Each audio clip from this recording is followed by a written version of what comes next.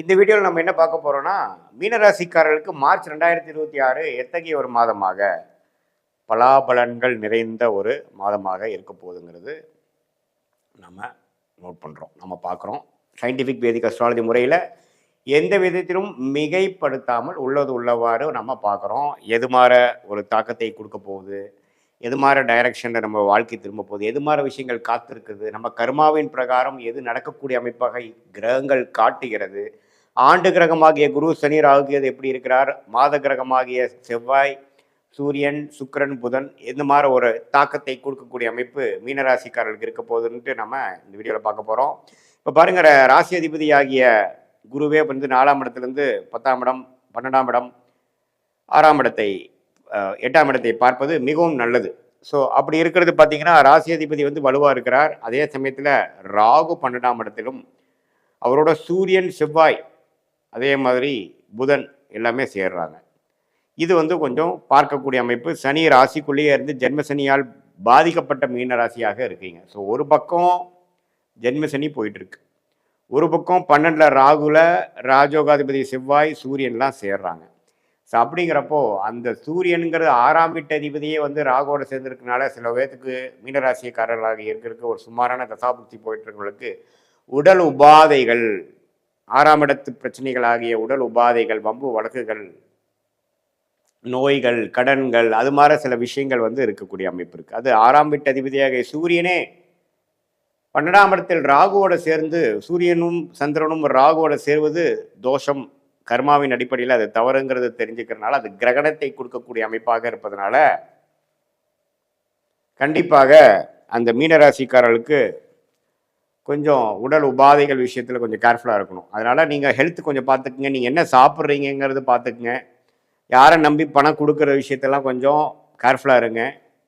March மாதம் வந்து யாரோ திடீர்னு ஒருத்தர் கூப்பிட்றாரு உங்களை, ஒரு மாதிரி நம்ம இக்கட்டான ஒரு சூழ்நிலை இருக்கிறேன், எனக்கு கொஞ்சம் பணம் கொடுப்பா, நான் உனக்கு 10 நாளில் 1 வாரத்தில் உனக்கு திருப்பி கொடுத்துட்றேன், ரொம்ப கான்ஃபிடெண்ட்டாக நம்பிக்கையாக இருக்கிறதா சொன்னாலும் அது ஒரு சிக்கலை கொடுக்கக்கூடிய அமைப்பாக இருக்கும் அப்படிங்கிறத நீங்கள் தெரிஞ்சுக்கணும். ஏன்னா கிரக அமைப்புகள் அப்படி இருக்குது. அதே சமயத்தில் கொஞ்சம் வேலை, தொழில், அது மாதிரி விஷயத்துலையும் கவனமாக இருக்கணும். பணம் உள்ளே போட்டுகிட்டே இருக்கிறோங்கிற மாதிரி இருக்கிற அமைப்பில் கொஞ்சம் கவனமாக இருக்கணும். உடல் உபாதைகள், வண்டி வாகனத்தில் கேர்ஃபுல்லாக போகிறது எல்லாமே தேவைப்படுகிறது. ஏன்னா 6ஆம் இடம் என்று சொல்லப்படுகிற சூரியனே வந்து 6க்கு கனெக்ட் ஆகிறார் ராகுவோட சேர்ந்து. இதில் நல்ல ஒரு விஷயம் என்னென்னா, குருவின் பார்வை பெரிய சிக்கல்களை கொடுக்காமல் தலைக்கு வந்தது தலைப்பாகோட போச்சுங்கிற மாதிரி ஒரு நல்ல அமைப்பை கொடுக்குறார். அதனால் நம்ம பயப்பட வேண்டியதில்லை.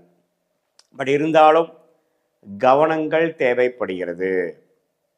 ஸோ இப்படி இருக்கக்கூடிய அமைப்பு வந்து கொஞ்சம் கவனமாகவும் எடுத்தமாக கவுத்தமான இல்லாமல் எல்லாமே கொஞ்சம் சிரத்தையாக யோசித்து, வேகத்தை காட்டிலும் விவேகமாக, வேகத்தை காட்டிலும் நிதானத்தோடு எல்லா விஷயங்களும் செயல்பட வேண்டிய அமைப்புகள் தேவைப்படுகிறது. ஸோ இந்த ஜென்மசனியால் பாதிக்கப்பட்டிருக்கும் மீனராசிக்காரர்களுக்கு மார்ச் மாதமும் ஒரு சின்ன சேலஞ்சு மாதிரி வரப்போகுது. அதை வந்து நீங்கள் கொஞ்சம் சாதுரியமாக நான் சொன்ன மாதிரி அணுகி, என்னதான் சூரியன் ராகு சேர்ந்தாலும் ராஜோகாதிபதி உள்ள சம்மந்தப்பட்டிருக்கிறனால அப்படி ஒன்று ஜாதகரை நம்ம பாதிக்கிற மாதிரி ஒரு அமைப்பு வந்துடாது. அதே சமயத்தில் சுக்கிரன் ராசிக்குள்ளேயே இருப்பதனால ஓரளவுக்கு ராசி என்னதான் ஜென்மசனியால் பாதிக்கப்பட்டிருந்தாலும் சுக்கிரனால் திருட்பலம் பெறுவதனால அப்படி ஒன்றும் மனசு நம்ம கலங்கிடாது. ஓரளவுக்கு சமாளித்து வந்துடக்கூடிய அமைப்புகள் கட்டாயம் உண்டு என்று நீங்கள் தெரிந்து கொள்ள வேண்டும். இது வந்து ஒரு பொதுவான பலனையோட உங்களுடைய பிறந்த தேதி, பிறந்த நேரம், பிறந்த உரை வைத்து வரக்கூடிய ஜென்ம ஜாதகத்தை போட்டு உங்களுக்கு என்ன திசை முதல் திசை, நீங்கள் மீனராசியில் உத்திரட்டாதி நட்சத்திரமாக இருந்தாலும் சரி, புரட்டாதி நட்சத்திரமாக இருந்தாலும் சரி, ரேவதி நட்சத்திரமாக இருந்தாலும் சரி, எந்த லக்னத்தில் பிறந்தீங்க, லக்னாதிபதி எப்படி இருக்கிறார், திக்பலம், மற்ற கிரகங்களாக எப்படி இருக்கிறாங்க, எல்லா பலத்தையும் பார்த்து, என்ன தசை நடக்குதுங்கிறதை பார்த்து, புக்தி நடக்குதுங்கிறதை பார்த்து, புக்தியை டிவைட் பண்ணால் அந்தரம், அந்தரத்தை டிவைட் பண்ணால் சூக்ஷ்ம லெவலுக்கு நம்ம டீப்பாக போய் சயின்டிஃபிக் வேதிக் அஸ்ட்ராலஜி முறையில் எதையும் மிகைப்படுத்தாமல் உள்ளது உள்ளவாறு நம்மளுடைய டைம்லைன்ஸை பார்த்து எந்த கிரகம் எப்படி இருக்குது, எது மாதிரி அமைப்பை கொடுக்கும், நம்மளுடைய ஷார்ட் டேர்ம் என்ன, லாங் டேர்ம் என்ன, எந்த மாதிரி ஒரு விஷயம் வந்து நமக்கு பாதிக்கு கொடுக்கக்கூடிய அமைப்பாக இருக்குது, எந்த நேரத்தில் கேர்ஃபுல்லாக இருக்கணும், எந்த நேரத்தில் நம்ம வேகமாக இருக்கலாம், எந்த நேரத்தில் வந்து சில விஷயங்கள் நடக்காமல் போனாலும் பொறுமையாக இருந்து காரியம் சாதிக்கணும் அப்படிங்கிறதெல்லாம் தெரிந்து எந்த நேரத்தில் மாற்றங்கள் உண்டு, எந்த நேரத்தில் மாற்றங்கள் தேவையில்லை, கல்யாண விஷயங்கள் சுப விஷயங்கள் எப்போ, குழந்தை பேரு எதிர்பார்க்கக்கூடிய தம்பதியர்களுக்கு நல்ல நற்செய்தி எப்போ, எது மாதிரி விஷயத்தில் அந்த ட்ரீட்மெண்ட் விஷயங்கள்லாம் பண்ணணும், உறவுகள் எப்போ மேம்படும், ஃபினான்ஷியல் கண்டிஷன் எப்போ இம்ப்ரூவ் ஆகும், சீனியர் சிட்டிசன் ஹெல்த் வந்து எப்போ நமக்கு இம்ப்ரூவ் ஆகும், நம்மளுடைய ட்ரீட்மெண்ட்லாம் கரெக்டாக இருக்கா, எது மாதிரி நேரத்தில் நமக்கு கரெக்டான ஒரு அமைப்பு கிடைக்கும், எப்போ நமக்கு விமோச்சனம் கிடைக்கும், எப்போ வந்து நம்மளுடைய தொழில் முன்னேற்றங்கள், நம்மளுடைய பிராப்தங்கள் வந்து வேலையா, தொழிலா, அரசு உத்தியோகமா, அல்லது வெளிநாடா, இம்போர்ட் எக்ஸ்போர்ட் ரிலேட்டடா, எந்த துறை நமக்கு மேன்மையாக இருக்குது, ஜவுளித்துறையா, டெக்ஸ்டைல்ஸ் அது மாதிரி, ஹோட்டல் அது மாதிரி லைனா, ஐடி துறையா, அக்கௌண்ட்ஸ் துறையா, ஃபினான்ஸ் துறையா, பேங்கிங் செக்டாரா,